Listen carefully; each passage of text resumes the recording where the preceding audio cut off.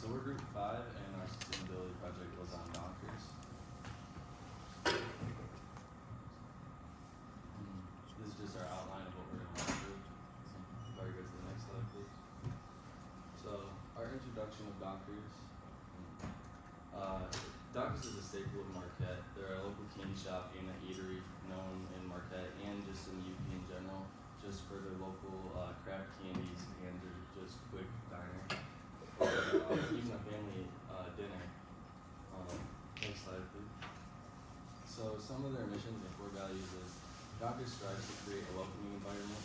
They do this with great food and service, and it's part of their goal just to create a better quality of life for their customers, just by providing great meals and a great quality of service. They're committed to many environmental factors because they realize the amount of waste that is in the restaurant industry, and their main commitment is their customers, like socially. They do this by making sure that they focus only on small batch goods that are made from as many local suppliers in the UP as possible. They also engage in fair trade to source only materials just only for their chocolate and caramels. Next, I'm going to be going over the research and analysis section. So first, for their business model, Donkers is a business-to-consumer business. As kind of Andrew stated before, they make a lot of homemade comfort foods and high-quality chocolates. As me personally, I'm not a huge fan of chocolates, but a lot of the variety that they have, whether that's just plain chocolate or even chocolate and caramel, I actually do enjoy those quite a bit. And most of their products are made in-house. They want to ensure quality and local sourcing. And as Andrew stated before, they kind of got that old-fashioned candy shop feel that really just enhances the store's nostalgic atmosphere. As a lot of times when people go in there, they almost feel like they're a kid again, where you see all those toys and all the candies and kind of just that atmosphere. And for the supply chain, they focus on local ingredients and sustainability. And the reason why they want to focus on local ingredients is because that helps boost the local economy, as Marquette's a very close-knit community. That kind of just helps bring everyone together with a sense of community. And they outsource all their non-food products to maintain focus on food and candy. That's just their little toys that they have that they wouldn't really be able to make in-house, as they just want to focus on that food and candy. Next slide. And then for their market behaviors, for their customer base, they have a primarily local Marquette residents. They make up 75% of their customers. That number does fluctuate based on the time of year, as in summer when tourism is up, a lot of people have heard of Donkers. Everyone wants to flock to Donkers and go to Donkers. Well, in the winter, you might have tourists, but not nearly as many as you do in the summer, so that number might go down a little bit. And Donkers does have a very active participation in local events, and they have a very strong social media presence. And for the most part, Donkers has very positive reviews and a word of mouth that helps boost local tourist customer inflow. As for me, I didn't see Donkers in your traditional, or I didn't hear about Donkers in your traditional advertising outlets. I heard about it through school, where everybody's like, you gotta try Donkers at least some point. Next slide, please. And then for their competitors' behaviors, we decided to compare them to Contrast Coffee, as Donkers isn't your traditional cafe, nor are they your traditional candy shop. We kind of feel like they fit the vibe more of the coffee shops here in town. So for Contrast, they just focus on building strong relationships with coffee farmers to improve quality and sustainability, similarly to Donkers. And they source from local vendors, but they don't sell candies, or at least not to the degree that Donkers does. And for customer behaviors, customers are willing to pay the higher prices for the high quality chocolates, as if you're guaranteed to have higher quality chocolates, most people are willing to pay that extra price.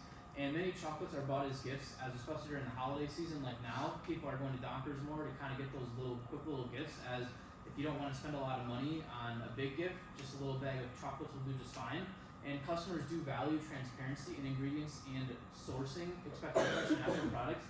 I think Donkers does a very good job at this, as in their basement you can see them literally making their chocolate, so I think that they take the transparency literally, as you can see it.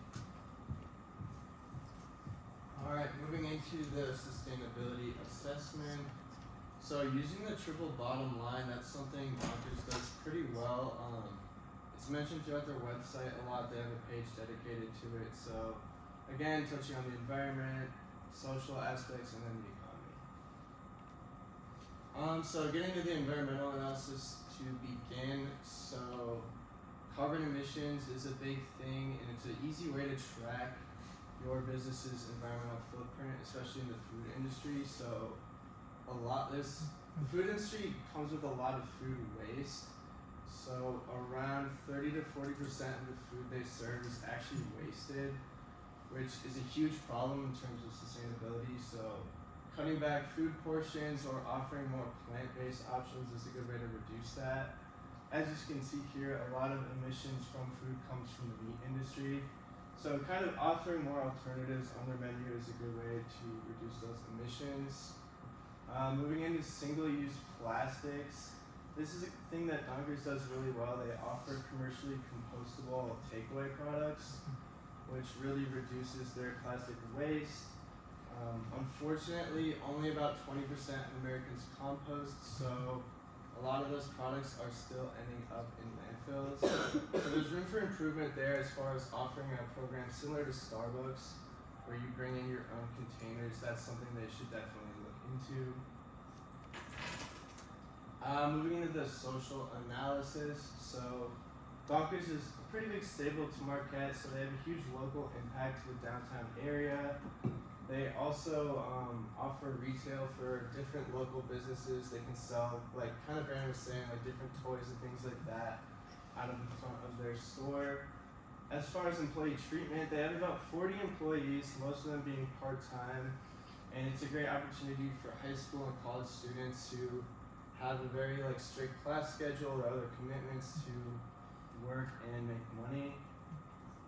As far as their supply chain relationships, so we kind of touched on earlier, they have fair trade ingredients. That's mainly from their cocoa beans and different caramel aspects. So this is definitely something they could expand upon in their restaurant.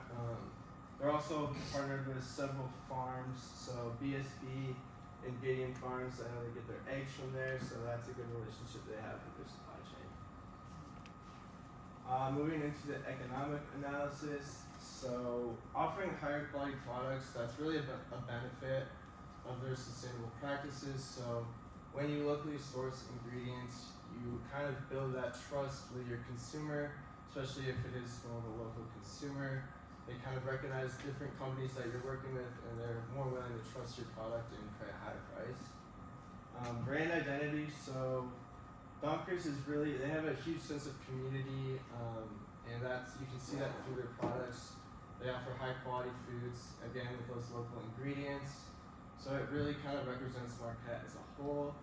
And then their historical presence, so Donkers has actually been around longer than NMU, which I thought was interesting. So they've definitely kind of been able to adapt over time, and they're definitely focused on long-term economic goals. So while we go into business plan development, this will entail our growth, strategy, and goals. Our growth will be how we conduct the research on customers, competitors, the data we see to aid in our business practices and decisions we make. The strategy, this will be how we implement these actions and the actions we take. And then finally goals, how we will set the goals and monitor that progress thereafter. Next up will be growth, short and long-term goals. Start the short-term goals. This includes delivery options and increasing renewable energy options. I noticed online that Donkers does cater, but they don't finalize resources like DoorDash. That is one way that they can grow as a company, and increasing renewable energy options. They use solar panels at the moment, and just continuing to use that as long as the data shows that it saves them money and allows the business to grow. That is one option. And then looking at long-term goals, sustainability efforts and expansion. Once again, just whether it's solar panels or other sustainability efforts they make, that is a long-term goal they can continue to look for to make better progress in. And then expansion as well, by giving other communities the same luxury we have that Donkers provides. This can allow growth within the organization. Next up is goals. So Donkers online, it says that they serve 75% of the community. One goal would be to serve 100% of the community instead. The next up is improvement. Find new ways to reduce waste, save energy, and educate customers. And then finally track. This is ensuring goals are being met and that they are being accomplished. And finally strategy. We will review and revise. Like I said before, as long as the data shows that they are making informed decisions that is the best for the organization, they can continue to use that strategy to benefit the business. And lastly, action, implementing the plan. That is just simply taking off everything that you've put together and making action action out of it, and if you notice that it's not doing well for the business, accepting that and making changes where they need to go. So going more into this like implementation plan, Dockers is already doing a lot in terms of sustainability throughout their business practices. So this is a picture of some signage they have at their store, just advertising some of the things they're doing, such as recycling, composting, their single-use compost packaging, and then again like making it known about their solar energy. But obviously there's more that they could be doing. So in the next slide. One of the things that we believe that they could implement that would really help them out would be like a bring your own container or packaging incentive like we had previously talked about. So we kind of looked at this over like a 1-year timeline.